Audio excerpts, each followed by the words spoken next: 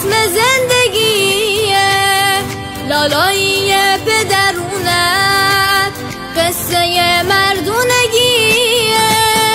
تو بهشتی زیر پاد نیست، همه عالم زیر پاته. کوه دردم اگه باشی، ذکر یا علی باهاته.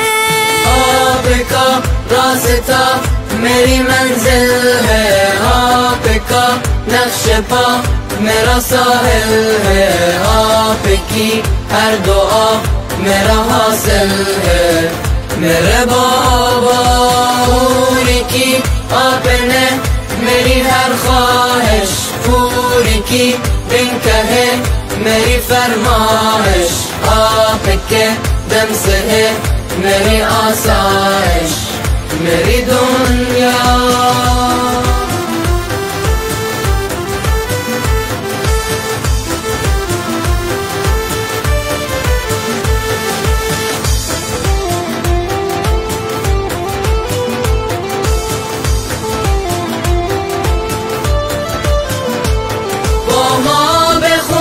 همه دنیا بدونن عشق علی تو دل پهلووناست. ذکری بگو تا بتونیم بلند شیم، اسم علی رو لب مردم ماست. اسطوره همه اسطوره هایی، دستای تو گل غیرتو میکاره.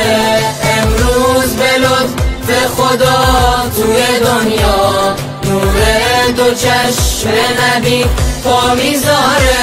يدر قاما نحوه الحق مائل، من في الهيجة ما له من منازل. أنت المولى يا شفيع الخطايا، آبا أنت والنبي للبرايا. يا مولانا أنت رمز الفتوى للإحسان، يا علي أنت قدوة.